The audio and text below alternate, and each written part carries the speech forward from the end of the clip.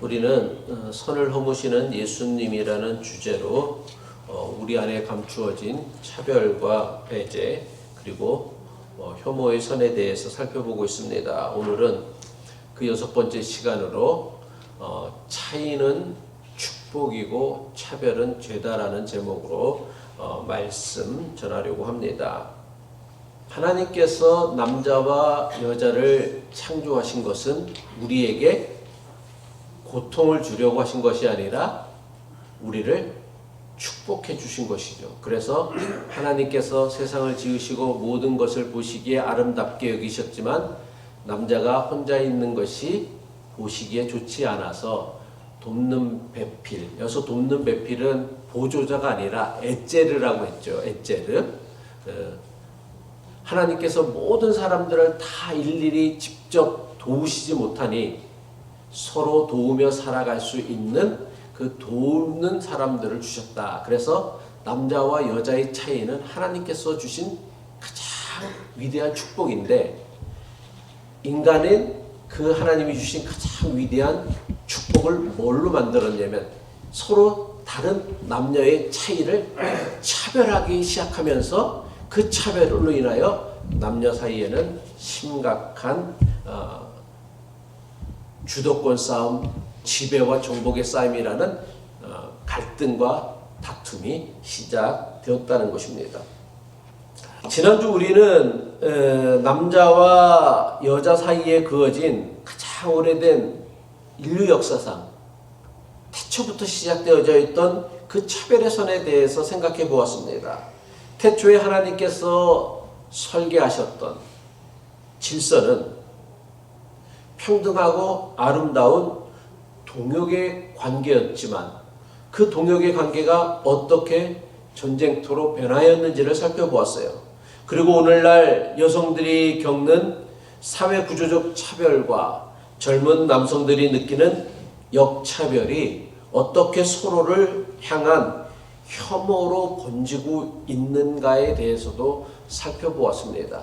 우리가 생각하는 것 이상으로 우리 사회, 특히 젊은 세대들의 젠더 갈등이라고 하죠. 남자와 여자의 그 주도권 싸움이 생각보다 극심하고 극한 대립으로 치닫고 있다라는 거예요. 뭐 이런 것들도 아마 요즘 젊은 세대들이 자꾸만 결혼을 회피하는 중요한 이유가 되어지지 않나 생각을 합니다. 오늘날 우리 사회와 오늘은 우리 사회와 교회 안에 여전히 남아있는 남녀 차별의 문제를 우리는 어떻게 바라봐야 하고 그것을 어떻게 극복해야 할 것인지를 살펴보려고 합니다. 우리는 같은 성경을 하나님의 말씀으로 믿습니다. 그런데 같은 성경을 하나님의 말씀으로 믿지만 남녀의 역할의 차이를 두고는 교단마다, 목사들마다, 그리고 교인마다 대단히 큰 차이가 있음을 이야기를 해보면 금방 발견할 수 있습니다. 그렇다면 왜 우리는 똑같은 성경을 하나님의 말씀이라고 믿으면서도, 읽으면서도 왜 서로 다른 견해와 해석을 하는지에 대하여 생각해 보고, 그러면 이 서로 다른 차이들을 우리가 어떻게 뛰어넘어서 사랑으로 하나 되어줄 수 있는가에 대하여 고민하려고 합니다. 교회의 역사를 보면은 남녀의 역할에 대하여 두 가지 대단히 중요한 신학적 입장이 존재합니다. 하나는 상호 보완주의라고 하고 다른 하나는 평등주의라고 합니다. 상호 보완주의는 남녀가 하나님 앞에서 생명의 존엄과 가치에 있어서는 완전히 동등하지만 하나님께서는 가정과 교회에서 남자와 여자에게 서로 다른 역할을 맡기셨다라고 주장하는 사람들이에요. 그래서 이들이 중요하게 여기는 대표적인 성경 구절이 오늘 우리가 읽었던 에베소서 5장 22절 이하의 말씀입니다. 에베소서 5장 22절 이하에 보면 아내들이여 자기 남편에게 복종하기를 주께 하듯 하라. 이는 남편이 아내의 머리됨이 그리스도께서 교회의 머리됨과 같음이라. 그 외에도 디모데전서 2장 11절과 12절의 말씀, 그리고 고린도전서 11장 3절의 말씀을 남자와 여자의 역할이 철저하게 구분되어졌다는 성경적 근거로 삼습니다. 이러한 상호보완주의자들의 주장을 정리하면 이렇습니다. 남편은 영적 리더십과 최종 의사결정에 책임을 진다라고 생각합니다. 왜? 남편은 머리라고 했으니까. 그런데 그렇다고 이 상호보완주의자들이 무자비하게 무조건 남자의 말에 여자는 무조건 주구장창 복종만 해야 된다라는 이야기는 아니에요. 그들은 이것은 독재가 아니라 가정을 섬기는 리더십이 되어져야 된다라고 강조합니다. 그리스도께서 교회를 사랑하시듯 남편은 아내를 사랑하고 아내를 위하여 가정을 위하여 희생해야 한다라는 거예요. 이 주장의 강점은 성경에 나와 있는 구절을 문자 그대로 존중하고 가정과 교회에 대한 명확한 질서를 제공한다는 점에서 대단히 중요한 강점이 있었고, 그래서 교회는 오랜 전통을 통하여 이런 입장을 지지했던 많은 교단, 목사들, 교인들이 있었습니다. 그리고 실제로 이 입장을 진지하게 따르며 아름다운 가정을 이루고 있는 그리스도인들은 세상에 참 많습니다. 지금은 고인이 되신 리드모 교회의 팀 켈러 목사와 그의 아내 캐시 켈러 부부가 그 대표적인 예였죠. 그들은 결혼의 의미라는 책을 함께 썼는데, 팀 켈러 목사님은 이 책에서 남편의 머리됨이란 아내를 위하여 자기를 낮추는 책임이라고 정의했어요. 성경이 말하는 남편의 머리됨이란 아내를 위하여 스스로 자기를, 예수 그리스도가 스스로 종과 같은 몸으로 이 땅에 오신 것처럼, 그래서 섬김을 받는 자가 아니라 섬기는 자가 되어진 것처럼 자기를 낮추는 것이다 라고 정의했어요. 실제로 팀 켈러 목사님은 중요한 결정 앞에서 자기 아내 캐시의 의견을 가장 중요한 조언으로 여겼고, 또 캐시는 남편과 신학적 견해가 생각이 다름에도 자유롭게 자기 생각을 말하면서 토의하고 토론했다고 합니다. 이것이 상호보완주의자들이 말하는 섬기는 리더십의 가장 아름다운 모습일 것입니다. 그런데 이러한 입장에는요, 대단히 위험성이 존재하고 있습니다. 교회의 역사를 보면은 이러한 성경 해석이 남자는 아내의 머리가 되어진다라는 것, 그래서 여자는 남편에게 복종해야 된다라는 성경 구절이 여성 차별과 억압을 정당화하는 데 악용되어졌다라는 거예요. 그래서 남편의 머리됨이 가정폭력의 구실이 되거나 여성의 은사를 억누르는 도구로 사용하였던 역사가 실제했습니다. 그래서 많은 교단이 여자는 지도자가 될 수 없다. 왜? 성경에 여자는 지도가 되어줄 수 없다라, 머리가 되어줄 수 없다라고 했기 때문에. 그래서 지도자가 될 수 없다라고 주장을 하고, 그래서 많은 교단들이 실제로 지금도 지난주에 말씀드린 것처럼 여성에게는 목사 안수나 장로 안수를 주지 않죠. 그런데 성경에 보면은 과연 성경에는 여성 지도자가 없었나요? 물론 많지는 않죠. 남성같이 많지는 않지만 성경에 등장하는 여성 지도자들도 상당히 많다라는 거예요. 이를테면 사사 드보라 같은 경우는 이스라엘의 그 재판과 영적인 책임을 모두 감당하는, 말 그대로 대스장과 같은 역할들을 감당했던 게 드보라였어요. 그리고 열왕기상에 나오는 선지자 홀다, 그 다음에 초대 기독교를 세우는 데 있어서 앞장섰던, 바울을 도와서 앞장섰던 브리슬라와 같은 사람도 지도자로, 교회의 지도자로 역할을 감당했어요. 그리고 바울은 유니아라는 여성을 사사로 인정했다라는 거예요.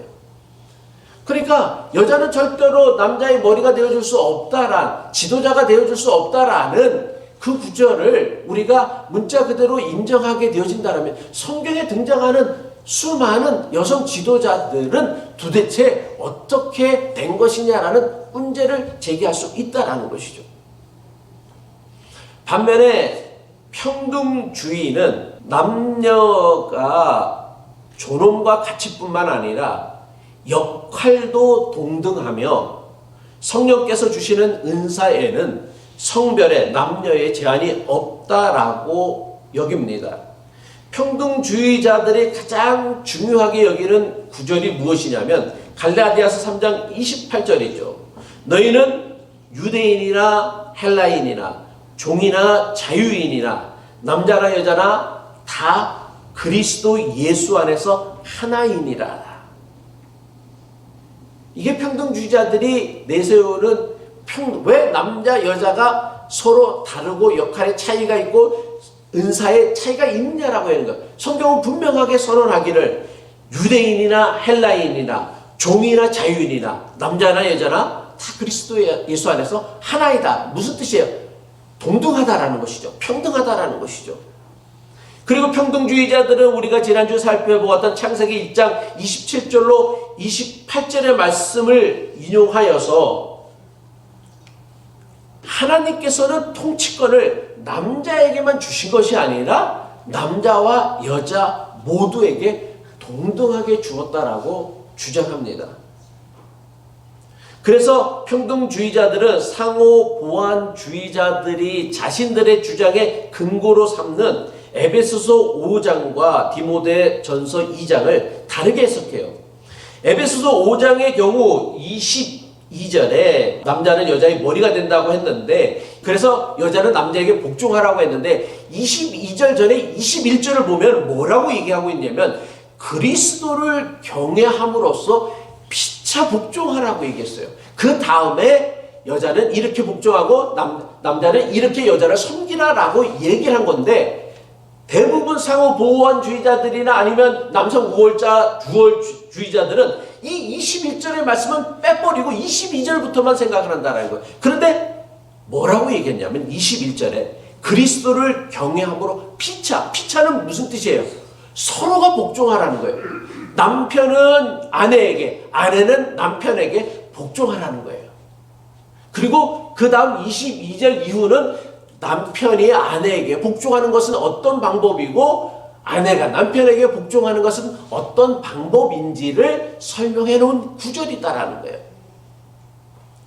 그래서 남편의 머리됨은 권위, 우월을 나타내는 것이 아니라 희생적 사랑을 나타내는 표현이다, 메타포라고 얘기하는 거예요. 실제로 많은 신약 학자들은 성경에서 머리라는 뜻이 권위를 의미하는 것이라기보다는 근원 또는 섬김을 의미한다라고 해석하고 있습니다. 또한 상호 보완주의자들이 디모데전서 2장 11절로 12절을 근거로 여성은 절대로 교회에서 지도자가 될 수 없다라고 말하고 있습니다. 디모데전서 2장 11절로 12절이죠. 여자는 일체 순종함으로 조용히 배우라. 여자가 가르치는 것과 남자를 주관하는 것을 허락하지 아니하노니 오직 조용할지니라 라고 말씀했습니다. 이것에 대하여 평등주의자들은 이것은 1세기 에베소 교회의 대단히 특수한 역사적 상황에 고려한 말씀이라고 얘기하는 거예요. 당시 에베소 교회는요, 아르테미스 여신 숭배의 중심지였어요. 그래서 당시 세계에서 제일 큰 아르테미스 여신을 섬기는 그 성전, 템플이 에베소에 있었단 말이에요. 그리고 이게 여신이다 보니까 이 성전의 사제들은 다 누구였냐면 여자였어요. 그래서 여사 사제들이 늘 남성들보다 강력한 주도권과 지배권을 가지고 있었다란 말이에요. 이런 배경에서 예수를 믿게 된 일부 에베소의 여성들이 교회 안에서도 이방 종교의 습관을 따라서 교회 안에다가 자꾸만 그 아르테미스 신전에서의 그 교리들 같은 거를 교회가 자꾸만 접목을 시키려고 하는 거예요. 그래서 에베소 교회에 아주 큰 혼란이 생겨난 거예요. 그래서 사도 바울이 디모데에게 편지를 보내면서 교회에서는 여자는 일체, 에베소 너희 교회에서는 여자는 일체 아무 말도 하지 못하도록 순종하도록 남자의 지도에 따르도록 하라고 권고해 줬던 거예요. 다시 말하여 디모데 전서에 기록되어져 있는 바울의 권고는 에베소 교회만의 대단히 특수한 상황에 대한 목회적인 가르침이고 권고이지 이것을 모든 시대 모든 교회에 적용되어지는 보편적 원리가 아니다라는 거예요. 만약 그렇다고 한다면 왜 에베소 교회만 그런 편지를 보냈겠어? 빌립보서에도 써야 되겠고 또 갈라디아서에도 써야 되겠고 로마서에도 그렇게 써야 되는데 그런 성경 구절이 없잖아. 다 그 교회에 맞는 상황과 형편에 따라 바울이 목회 서신을 쓰면서 에베소 교회의 일부 여성들이 교회를 혼란하게 하는 이 문제를 해결하기 위해서는 에베소 교회 여성들은 좀 조용하는 것이 낫겠다. 그렇게 해서 이런 편지를 쓰게 되어졌다라는 거예요. 다시 말하여 바울은 모든 여성을 침묵시킨 것이 아니라 에베소 교회의 잘못된 가르침을 침묵하게 만들기 위하여 이런 편지를 썼다라는 것이죠. 평등주의자들은 이렇게 고백합니다. 태초에 하나님 창조에 따르면 남녀가 동등한 통치권을 받았습니다. 남편이 다스리고 아내가 복종하는 구조는 하나님 창조의 질서가 아니라 인간 타락의 결과라는 거예요. 그렇지만 예수 그리스도 안에서 새로운 창조가 시작되어졌어요. 그래서 너희는 그리스도 안에서 새로운 피조물이라고 했어요. 이전 것은 지나갔으니 보라 새 것이 되어졌다라고 했어요. 새로운 관계가 형성되어졌다라는 거예요.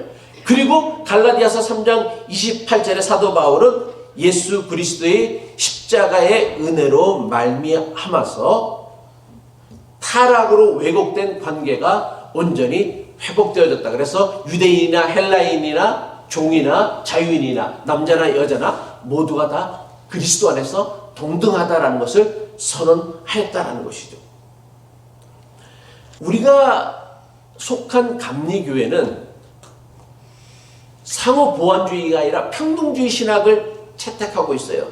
그래서 한국 최초의 여성 목사가 어디에 교단에서 나왔냐면 감리교회에서 나왔어요. 1955년에 한국 감리교회의 전밀라 전도사가 한국 개신교 역사상 최초로 여성 목사 안수를 받았어요.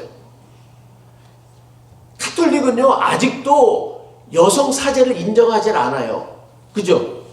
모든 신부라는 말 자체부터가 사실은 남성을 의미하기 때문에 교회의 사제들은 다 남성이었는데 개신교는 이 갈라디아서 3장 28절의 말씀을 받아들여서 전밀라 전도사를 최초의 여성 목사로 안수를 줬어요. 이 당시 얼마나 기독교가 시끄러웠는지 알 수 없어요. 하여튼 나라가 무너지는 듯이. 그래서 감리교는 영남지방에 가면은 이단이라 소리를 듣게 되어진 이유 중에 하나도 여기 있다라는 거예요. 어떻게 여자에게 목사 안수를 주냐고. 성경을 무시하고 왜곡해도 유문수지라고 비난을 했단 말이에요. 하지만 안수를 받은 전밀라 목사는 평생을 농촌교회와 여성교육에 헌신하며 성별이 아닌 은사의 소명으로 하나님 부르심에 응답할 수 있음을 그의 삶으로 증명해 내었습니다. 오늘날 교회의 강단에서 여성도 목사가 될 수 있고 설교할 수 있게 되어진 것들은 바로 이런 용기 있는 여성들이 성령의 인도하심을 따라 새로운 길을 열었기 때문이었습니다. 저 역시 감리교 목회자로서 남녀가 평등하다라는 신학과 믿음을 가지고 있습니다. 성령께서는 성별과 무관하게 모든 사람에게 은사를 그 사람에게 맞는 은사를 부어준다라고 믿으며 또 남녀가 동등하게 평등하게 교회의 사역과 헌신에 참여하는 것은 하나님의 분명하신 창조의 질서라고도 믿습니다. 그래서 지금보다 훨씬 더 많은 여성이 목사와 장로가 되어야 한다라고 믿습니다. 그러나 우리가 잊지 말아야 할 것은 신학적 입장의 차이가 사랑의 연합을 깨뜨려서는 안 된다라는 거예요. 앞서도 예를 드렸지만 리디머 장로교회의 목사였던 팀 켈러 목사님은 철저한 상호 보완주의자였어요. 장로교 목사님답게 남자와 여자의 구별, 역할의 차이가 있다라고 얘기했어요. 근데 예전에는 이게 맞았어요. 예전에는 남자들이 모든 어떤 그 경제권들을 밖에 나가서 일을 해서 가정의 경제를 책임져야 했기 때문에 남자는 밖에 나가서 힘든 고된 노동을 하게 되어졌고 여자는 가정에서 가정일을 돌봤어요. 근데 시대가 바뀌었단 말이에요. 이제는 남자 여자가 다 직장에 나가서 일을 한단 말이에요. 그런데 남자 여자가 똑같이 나가서 직장에서 일을 하는데 밥하고 빨래하는 것은 여자의 몫이라 그러면서 똑같이 일을 하면서도 여자에게 그 일을 맡기는 것은 이것은 차별인 것이죠. 철저한 상호 보완주의자였던 팀 켈러 목사님은 남자의 역할과 차이를 중요하게 여겼어요.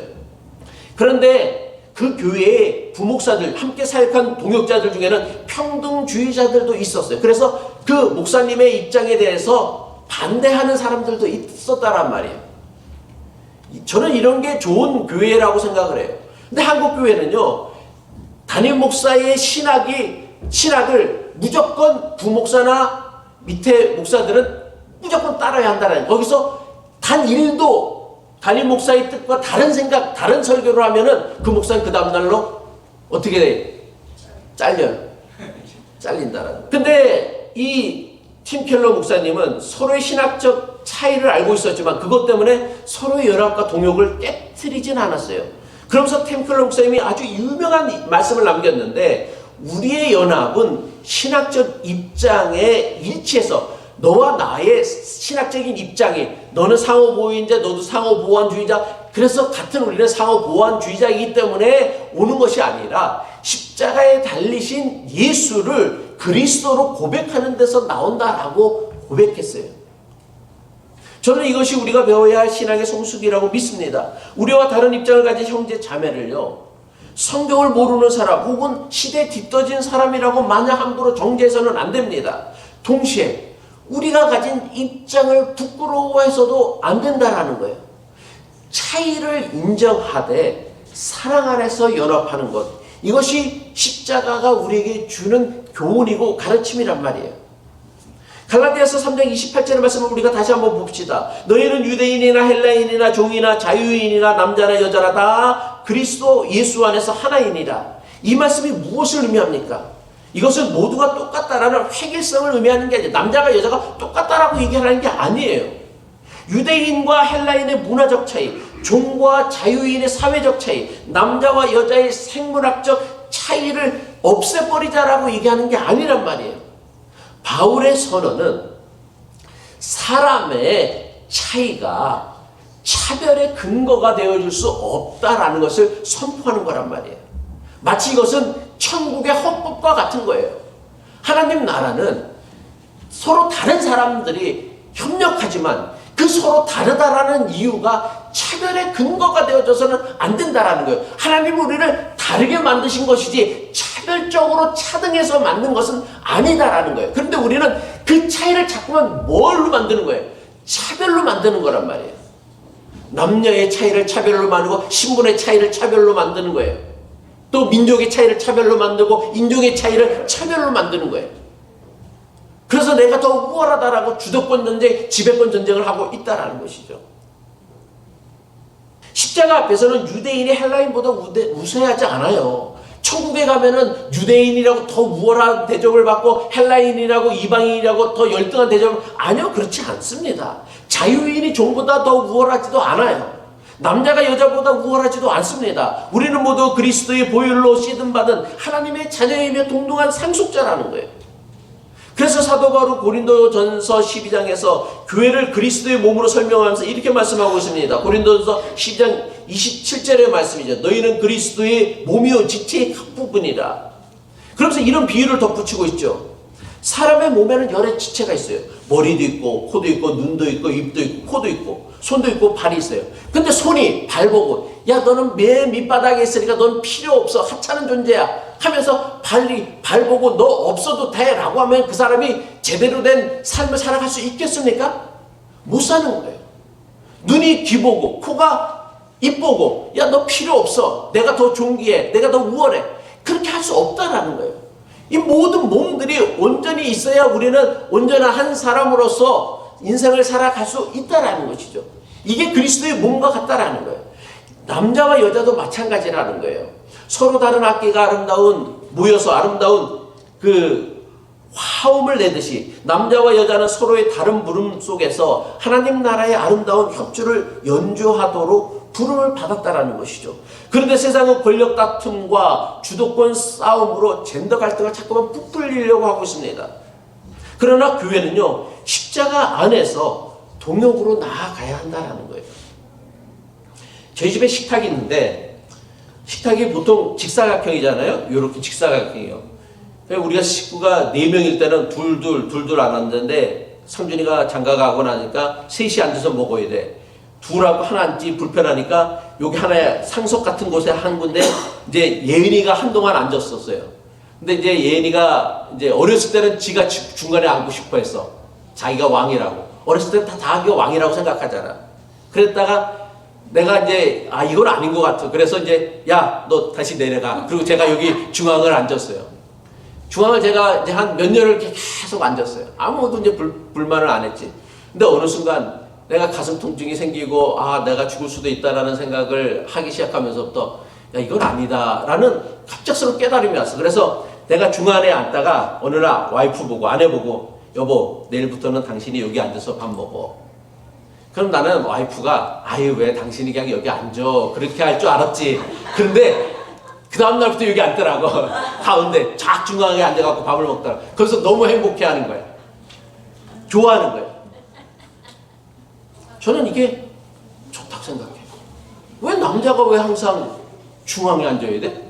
나 왜 남자가 그 가정의 중심이 돼? 엄마는 중심이 되면 안 되는 거예요? 심지어는 자기 자식도 중심으로 내세우면서.